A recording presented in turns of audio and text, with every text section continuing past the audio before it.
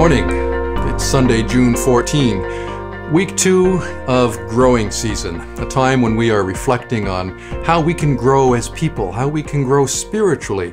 As we explore the fruit of the Spirit, we are thinking about how God intends for us to experience life abundantly and to have the fruit of the Holy Spirit's work in us be a blessing, not only to us, but to the world around us. This morning we are reflecting on the fruit of joy. Probably not something that a lot of us are experiencing right now. 2020 has been a tough year, and it's not even half over yet.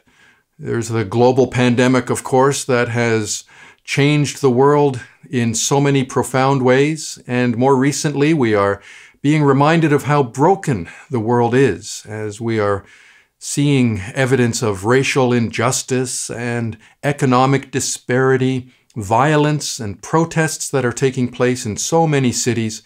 How is it that we can feel joyful in such a time as this? Well, we can.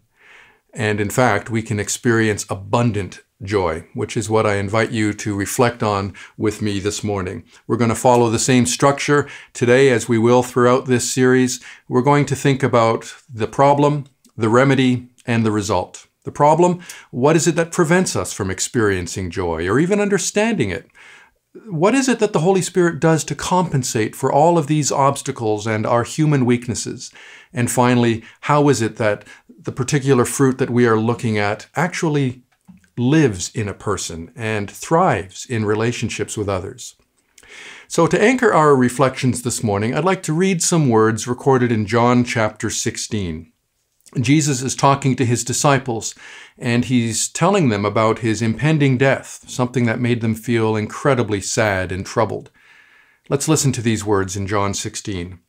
"In a little while you will see me no more, and then after a little while you will see me.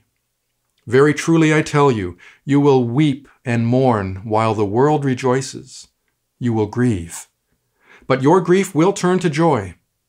A woman giving birth to a child has pain because her time has come. But when her baby is born, she forgets the anguish because of her joy that a child is born into the world. So it is with you. Now is your time of grief, but I will see you again, and you will rejoice, and no one will take away your joy." What's the problem with joy? Well, in many ways, it's similar to the problem that we explored last week, the problem with love. The problem with joy is that we often assume that it's a feeling. It's something that is a response that is stimulated by the environments that we inhabit. So if the environments are good and happy, then we will feel joy. But if those environments are not, then joy will be something that we find hard to come by. The problem with that is that the idea of joy here is that it's primarily a feeling. And of course, joy is a feeling. It is an incredible feeling. But as we're going to explore this morning, it's so much more than that. And here's the problem with limiting joy to something that's basically determined by the environments that we're in. If that's true, then the key to experiencing joy in life is by assuring ourselves that the circumstances of our lives are happy, that they will make us feel joyful. And if joy is not something that we are experiencing in our lives right now, then what is it that we need to do about that? Well, we need to change our environment. We need to replace an unhappy situation with a happy one. Therein lies our joy. And so your job has to be satisfying. Your marriage should be exciting. Your health needs to be good. All your relationships with other people need to be uncomplicated. Why are so many people unhappy? Isn't it because one or more of these realities that I just described are not happy ones? Isn't it because the emotional response that is triggered by the circumstances in their lives is not one of joy? And so this is why understanding joy is so important for us if we ever hope to experience it. Do we really want to live lives in such a way that connect our experience of joy directly to the circumstances that we inhabit? Do you want to be happy? Well, find a new relationship. Find a career that will pay you more. If that current big splurge that you just purchased doesn't fill your joy bucket anymore, then start thinking about the next purchase. Travel. Get away from whatever situation or relationships you find difficult in your lives right now.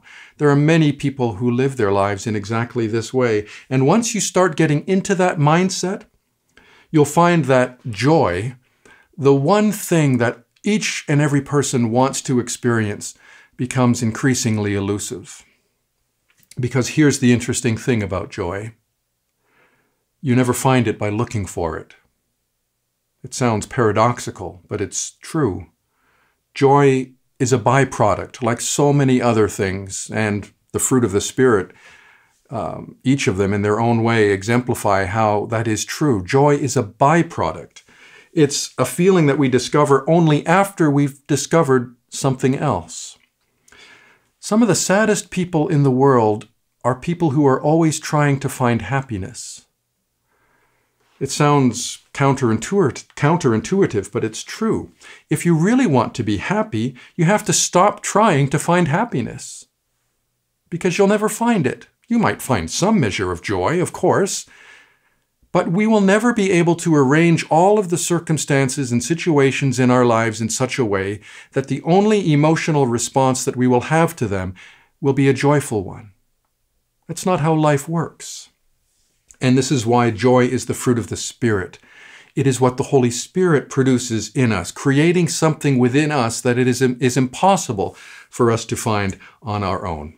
So let's look at that a little further this morning. How the Holy Spirit compensates for all our weaknesses and overcomes the problems. I'm thinking here about the remedy, the cure for the problem. What is the central focus of the Holy Spirit's work in a person's life? It's to create new life within that person. It's to produce the fruit of the Spirit, which happens supernaturally once a person is established in a relationship with Jesus Christ. It is only by the Holy Spirit that we have a relationship with Jesus. And when that relationship is created, when we live in Jesus and Jesus actually lives in us, then the fruit of the Spirit is created in a person's life. This means that the only way a person can experience deep and abiding joy is in a relationship with Jesus Christ. That is the one thing that must come before all other pursuits. It's what makes joy a byproduct. I'm always struck by the opening line of Tolstoy's novel, Anna Karenina. I'm sure you're familiar with it. It's often quoted. It reads like this: "Happy families are all alike. Every unhappy family is unhappy in its own way."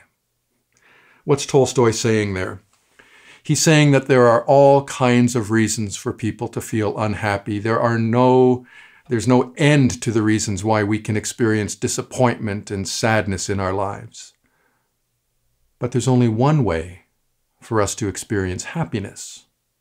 And as we are reflecting on this morning, the only source of joy is in a relationship with Jesus Christ. Happy families are all alike.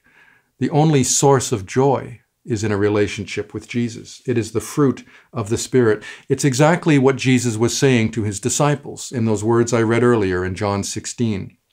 Let's look at those words a bit more closely. Jesus has been talking about going away and coming back, referring to his death and resurrection. The disciples were devastated when they heard Jesus talking about his departure, his dying, and Jesus didn't pull any punches when he talked to them about this. He said, in fact, emphatically, that you will weep, you will mourn, you will grieve. But, he says, your grief will turn to joy. They would see him again. And to illustrate what all of this would mean, he uses an interesting analogy. He describes how the process of a woman giving birth is incredibly painful. And yet, as soon as a child is born, it's as if that tremendous anguish that a woman endured is forgotten. Because the joy of seeing that child surpasses all of the struggle that preceded it. Some of you watching this video have experienced this firsthand. I've witnessed it myself 4 times in the birth of my 4 children. It's fascinating that Jesus uses this analogy to describe his going away and his coming back. Because here's what he's saying. The pain and grief of his disciples would be real, and it would be intense, but it would also accomplish something joyful, something that could only be accomplished by all of the suffering and anguish and struggle that he would endure for them. What is that new reality that would be accomplished? It's new life. Something would be born. They would be born, as every person is born again into a new relationship with Jesus Christ as a result of his struggle for us on the cross. It's new life that Jesus experienced when he rose from the dead. Not just his own life, but a life that he shares with us as well. It's by his death that we're born again. That's why this analogy that Jesus uses is so fitting here. The only way a child is born is through struggle and intense pain. And the only way a person can have a relationship with Jesus is similarly by means of struggle, intense pain, and death, his death on the cross for us. If we experience the joy of that relationship with Jesus created for us by him, then we can experience joy no matter what circumstances we find ourselves in. The relationship with Jesus is the one thing that enables us to experience joy. It is exactly as Jesus described to his disciples, the one thing that can never be taken away from us. That's why the result of the Holy Spirit's work in our life, the result of his creating and sustaining the fruit of joy, is rejoicing. A sense of joy that we experience no matter what circumstances we find ourselves in. The Apostle Paul knew that. That's why he describes not only his incredible sufferings in the letters that he writes in the New Testament, but how all of these sufferings can't compare to the joy he experiences and the glory that will come when Jesus returns to complete the work that he has begun to do. Paul knew what it was like to suffer, but also to rejoice, because he, as every child of God experiences, had a relationship with Jesus Christ, created by the Holy Spirit, with joy as the byproduct of all of that. When I think of this, I think of Tim Keller, a wonderfully gifted pastor, the founding pastor of Redeemer Presbyterian Church in New York City. He retired from his ministry there some years ago now. He recently shared this past week of a diagnosis of pancreatic cancer. He shared that with people through Twitter. So many people are praying for him, this gifted child of God who, as God's servant, has had an enormous impact on the lives of people and churches everywhere. I was struck by how he paraphrased Hebrews 12, verse 2, when he shared this announcement. That's the verse that describes how Jesus endured incredible agony and anguish on the cross, suffering and shame. Why? For the joy that was set before him. The joy that was set before him was not only the joy of his own resurrection, but the joy of knowing that it would accomplish a whole new family of God, men, women, and children who have a relationship with God restored by means of his struggle, born again by his death on the cross. Here's how Tim Keller paraphrased those words from Hebrews 12. It's a description of how he is entering this new and difficult season in his life. Running the race set before me with joy, because Jesus ran an infinitely harder race with joy for me. I love those words because they connect the joy that Jesus experienced and how that joy is intricately connected to our joy, and how no matter what experiences we find ourselves in, no matter how difficult, we can rejoice. Because it's the joy that Jesus spoke about as one that no one can take from us.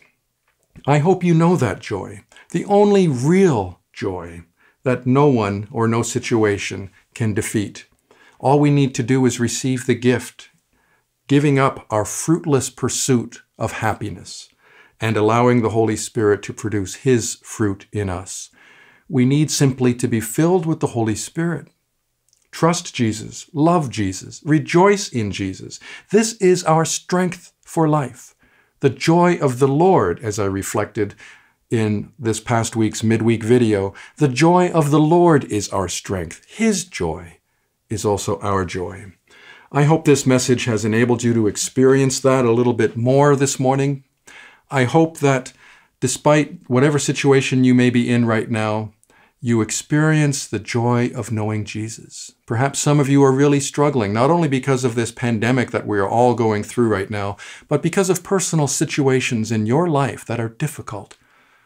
Know that because you are in a relationship with Jesus, you can have deep and abiding joy. No suffering is great enough to take that away. I look forward to sharing more reflections with you on the fruit of the Spirit in weeks to come.